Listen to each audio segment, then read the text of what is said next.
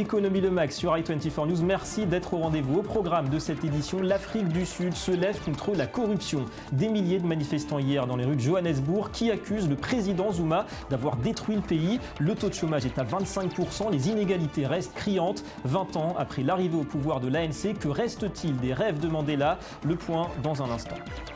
Et puis retour également sur la vague de violence en Israël. Comment sont vécus ces événements dans les zones où juifs et arabes vantaient jusqu'ici la cohabitation? Les commerces et les lieux touristiques pâtissent, vous le verrez, de la situation. Reportage à suivre aujourd'hui à Jaffa et Nazareth. Ce sera en seconde partie d'édition. Voilà pour le sommaire, soyez les bienvenus. Avant d'y revenir, le tour du monde de l'actu éco. On commence par la France avec peut-être la fin d'une ère, celle du règne sans partage des véhicules à moteur diesel. Le gouvernement a décidé hier de commencer dès l'an prochain à supprimer l'avantage fiscal dont bénéficie le gazole par rapport au sans-plomb moins polluant. La taxation du gazole devrait ainsi augmenter d'1 centime d'euro par litre en 2016 avant une hausse similaire l'année suivante. Et dans le même temps, celle de l'essence sera elle réduite du même montant. Matignon vise un rapprochement en 5 ans entre le prix des deux carburants. C'était le souhait de Ségolène Royal, ministre de l'Environnement. Le gazole pèse aujourd'hui 80% du volume de carburant écoulé dans l'Hexagone, 55% aussi des achats de voitures neuves. Et en parlant de diesel, on reparle du scandale Volkswagen. Les autorités allemandes vont forcer le numéro 1 des constructeurs mondiaux à rappeler quelques 2,4 millions de véhicules actuellement en circulation en Allemagne. Leur moteur diesel est équipé du fameux logiciel qui permet de truquer les tests anti-pollution. C'est l'autorité des transports KBA qui contrôlera l'opération. Le mois dernier, Volkswagen avait avoué avoir installé ce logiciel sur les moteurs de 11 millions de ses véhicules. Sont concernées également d'autres marques du groupe dont Audi, Seat et Skoda.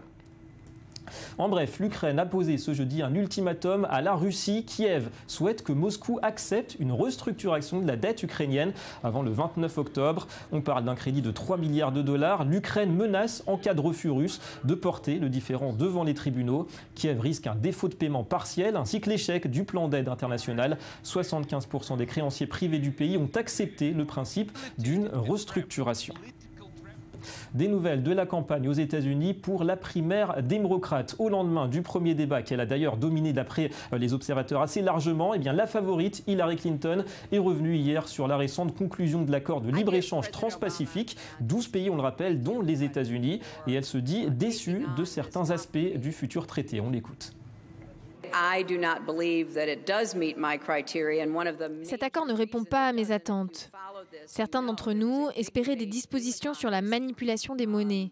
De plus, pour que le commerce fonctionne bien dans une économie avancée comme la nôtre, il doit y avoir un engagement à investir dans notre propre main-d'œuvre. Or, les républicains bloquent les propositions du président Obama sur le salaire minimum. Il nous reste du travail à faire. Voilà le TPP qui s'annonce en tout cas comme l'un des thèmes de la campagne dans la course à la Maison-Blanche. Un détour par le Pérou avec ces images de la saisie par la police de plus de 800 000 $ en faux billets. C'est un phénomène récurrent dans ce pays. L'essentiel de cette production, œuvre de gang, est destinée à l'étranger, New York en l'occurrence. La prise est cette fois le fruit des efforts coordonnés des forces de police, des services secrets et de l'ambassade américaine basée à Lima. Nous détenons 3 hommes péruviens, une femme de nationalité italienne et de la fausse monnaie saisie pour un montant de 836 000 $. Et puis un mot de la bourse de Tel Aviv qui semble bien résister à la vague de violence qui secoue le pays depuis plusieurs jours. De nombreux indicateurs restent dans le vert. L'indice TA100 a même clôturé en hausse hier de 0,9%. L'actualité des marchés financiers et le bilan d'une semaine marquée entre autres par la publication des résultats des grandes entreprises aux États-Unis. Globalement, ils sont décevants, banques, industrie ou haute technologie. Le dollar est à son plus bas niveau depuis un mois, l'or à son plus haut en 3 mois. Mais ce que surveillent les investisseurs, c'est l'état de santé de l'économie chinoise qui se dégrade indice après indice. Bonjour Eric Lewin. Alors heureusement, on a eu droit ces derniers jours à quelques méga fusions pour un petit peu dynamiser tout cela. Oui, David, on peut dire que la microéconomie prend largement le relais de la macroéconomie avec des opérations financières en tout genre, que ce soit dans le secteur des brasseries ou encore avec l'opération Dell EMC aux États-Unis, qui est quand même la plus importante opération dans les technos logis de l'histoire. Alors il faut souligner également qu'en France, il y a des opérations financières qui se dessinent. On parle d'une opération sur l'équipementier automobile Montupet, et on a appris que Vivendi avait pris une participation dans le capital d'Ubisoft, qui est un éditeur de jeux vidéo. Alors sur le marché, actuellement, on est plutôt dans une phase de consolidation, tout simplement parce que les dernières statistiques en provenance de Chine ne sont pas bonnes. Elles indiquent une détérioration de l'économie chinoise avec un net ralentissement. Alors je disais qu'il devrait y avoir un catalyseur en ce qui concerne les résultats des entreprises américaines et européennes qui devraient donner le ton, mais il faut vraiment regarder également du côté de Pékin pour avoir une tendance sur les bourses mondiales. Ouais, la Chine qui continue de donner le tempo aux principaux marchés financiers. Merci Eric Lewin. Où en est l'Afrique du Sud? Considérée comme une économie émergente, membre des BRICS, ce géant africain ne parvient pas à renforcer son attractivité. La faute à un climat social instable, et de nombreux Sud-Africains s'en sont pris hier ouvertement à la corruption d'un pouvoir coupable aussi à leurs yeux bien du fort taux de chômage et de la persistance des inégalités. 20 ans après l'émergence au pouvoir de l'ANC, la gestion de la période post-apartheid est plus que jamais critiquée. Johanna Citruc. Ils étaient plusieurs millions dans les rues de Johannesburg ce mercredi. Une manifestation contre la corruption organisée par des organisations syndicales et politiques. C'est la deuxième en moins de 2 semaines. Les premières victimes de la corruption, ce sont les jeunes Sud-Africains dont les vies sont ruinées par l'absence d'éducation, l'absence d'infrastructures d'éducation, l'absence d'argent qui pourrait permettre d'éduquer et de former ces jeunes. Ces jeunes meurent à cause de la drogue dans les rues de notre nation. Voilà les problèmes éternels de notre nation. Depuis des années, la corruption mine l'économie sud-africaine. Et parmi les affaires les plus emblématiques, certaines concernent directement le président. Jacob Zuma aurait fait rénover sa résidence de campagne privée aux frais du contribuable. Coût de l'opération, plus de 20 millions de dollars. Zuma a apporté une culture de la corruption dans ce pays. Quand il a pris le pouvoir, on l'aimait bien. On pensait qu'il allait nous libérer, surtout les pauvres. Mais Zuma, au lieu de faire ça, il a décidé de devenir un voleur. Nous sommes contre la corruption que notre gouvernement nous inflige. Nous voulons dire à notre gouvernement que nous en avons assez, que nous sommes fatigués. C'en est trop. Ce qu'ils nous font, c'est trop. Plus de 20 ans après l'élection de Nelson Mandela à la présidence, les inégalités restent criantes. Selon les chiffres avancés par les syndicats, 1 travailleur sur 2 vivrait sous le seuil de pauvreté. Le chômage touche un quart de la population active. Plus de 28% des Noirs sont sans emploi, contre 6% des Blancs. Et la croissance ralentit, à peine 1,3% au 2e trimestre. L'Afrique du Sud a même perdu sa place de première économie du continent. Le pays a été détrôné par le Nigeria en avril 2014. Le Nigeria qui affiche tout de même une population 3 fois supérieure à celle de l'Afrique du Sud et un PIB par habitant inférieur de moitié. On va interroger le docteur en économie Jean-Joseph Boyau. Bonjour. Bonjour. Vous êtes conseiller du club du CEPI et spécialiste des grandes économies émergentes. On cite votre dernier ouvrage qui paraîtra justement la semaine prochaine, L'Afrique pour les nuls, édition First. Alors d'abord, au vu des derniers événements et manifestations clairement dirigées contre le pouvoir, est-ce qu'on peut parler d'une rupture aujourd'hui entre le pouvoir, l'ANC, et le peuple mécontent de son niveau de vie? Oui, j'ai un peu le sentiment qu'on voit en Afrique du Sud un phénomène analogue à ce qui s'est passé au Brésil ces dernières années, c'est-à-dire une sorte de ciseau entre le cycle économique qui devient extrêmement dégradé et qui est le résultat d'une stratégie assez médiocre engagée au moment où la Chine était en pleine explosion, et puis d'un autre côté la perte de confiance donc dans le régime politique. Alors la particularité de l'Afrique du Sud, c'est 2 choses. C'est d'abord que sur le plan politique, c'est évidemment l'absence d'alternance qui pose problème. Donc là, on est structurellement engagé dans pas une impasse, mais une grande difficulté de transition, alors que le Brésil, il y a une alternance possible.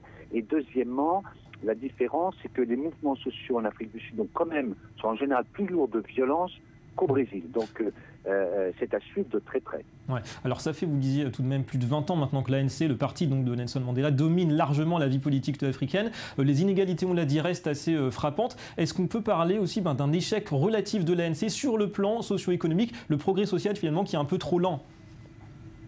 Oh oui, je crois. Alors, il ne faut pas en faire porter, me semble-t-il, la responsabilité sur Nelson Mandela, qui assez tôt a lâché en réalité les rênes du pouvoir réel.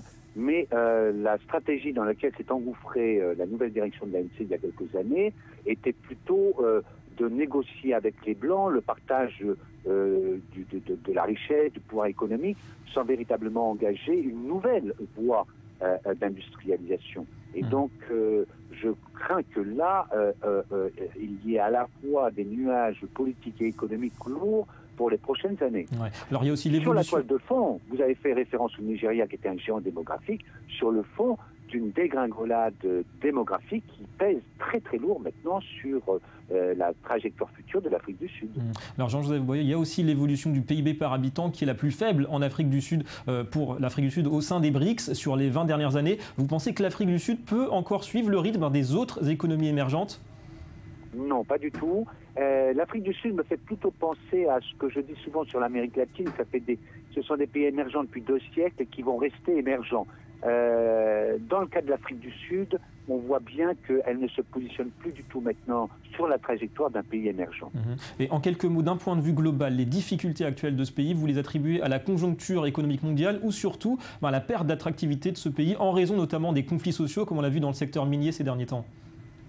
Je crois que c'est la deuxième hypothèse. Le cycle international ne reviendra pas, à mon sens en tout cas, sur cette exubérance mondiale, et l'ensemble de l'appareil économique de l'Afrique du Sud est en réalité orienté vers une économie mondiale exubérante. Il n'y a pas de ressources endogènes, on appelle cela, de croissance.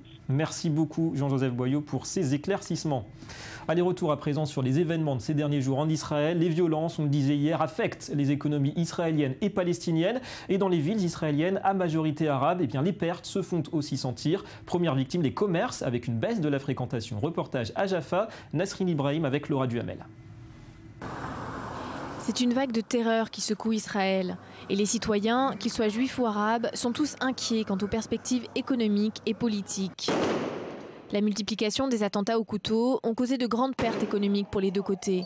La désertion des touristes et visiteurs est particulièrement tangible à Nazareth et Yafo. Dans ces 2 hauts lieux touristiques où les Arabes israéliens sont majoritaires, les rues sont aujourd'hui désertes. Toute la violence de ces derniers jours a causé un préjudice aux commerçants et cela a une influence profonde sur l'humeur des gens. Mais qu'ils soient juifs ou arabes, personne aujourd'hui n'ose sortir, par peur que quelque chose n'arrive. Les villes du pays, d'ordinaire remplies de touristes, deviennent des villes fantômes. Je suis pacifiste et je veux une solution pacifiste. Les 2 camps doivent régler le problème pacifiquement. Je pense que la violence n'est pas la solution. La situation est critique. Des civils innocents sont attaqués et ce n'est pas acceptable. Tout ce qui s'est passé cette semaine a vidé les rues. Les gens ont peur et ne veulent plus se promener. Les gouvernements israéliens et palestiniens ont tous les 2 échoué à apaiser les tensions et à stopper l'escalade de la violence. De fait, l'insécurité et les pertes économiques continuent toujours de s'aggraver. Un impact économique déjà nettement sensible. Le Media Watch tout de suite. La revue de presse, on parlait tout à l'heure des inégalités en Afrique du Sud. Ce n'est pas le seul pays concerné. Bonjour Jonas Itruc. Bonjour David. On parle d'un problème mondial. Oui, ça y est, ce qui devait arriver arriva. 1% des plus fortunés de la planète détiennent plus de la moitié des richesses mondiales, 50,4% précisément. En janvier, l'ONG Oxfam déjà l'avait prédit. Cette semaine, c'est une étude du Crédit Suisse qui est venue le confirmer. Les inégalités se creusent, les riches sont de plus en plus riches et les pauvres de plus en plus pauvres. Mais il y a aussi des disparités entre les différents pays. Par exemple, en Suisse, la fortune moyenne par adulte frôle les 570 000 $, alors qu'au Burundi ou en République démocratique du Congo, ce chiffre ne dépasse pas les 400 $. Les chiffres parlent d'eux-mêmes. Une rumeur, Johanna, la SNCF offrirait des billets de train gratuits pour les migrants. Alors la polémique en fait a débuté avec une note interne du groupe, un document selon lequel les migrants pourraient réserver gratuitement des places dans les TGV, une initiative tout de suite très critiquée par de nombreux politiques et notamment des politiques d'extrême droite. Et c'est à ce moment-là que la SNCF est intervenue, car en réalité ce n'est pas la place mais la réservation qui est susceptible d'être gratuite. Les frais de réservation s'élèvent généralement entre 3 et 10 € par voyage. L'objectif de cette mesure, c'est en fait de faciliter la régulation et la vie à bord des trains. Ouais, ça fait pas mal de bruit. Et puis un mot de Deezer, l'entrée en bourse se précise. Oui, ce jeudi, la société de streaming musical a dévoilé les détails de son entrée au CAC 40. Deezer va donc placer un tiers de son capital sur le marché. Pour ce qui est du prix des actions, il devrait se situer entre 36 et 49 €. Ainsi, l'entreprise, aux quelques 6 millions d'utilisateurs, espère lever au moins 300 millions d'euros. Et si elle y parvient, eh bien, elle pourrait être valorisée entre 900 millions et plus d'1 milliard d'euros. La réponse est prévue le 27 octobre prochain, date de l'introduction en bourse. En tout cas, une belle croissance et une belle réussite pour cette société française. On rappelle. Merci beaucoup, Johanna, et très bientôt. À bientôt. Voilà, fin de cette édition. Merci d'avoir été avec nous. Économie Le Mag revient très vite sur i24 News. La suite, vos programmes et de l'info, c'est dans un instant. Restez avec nous.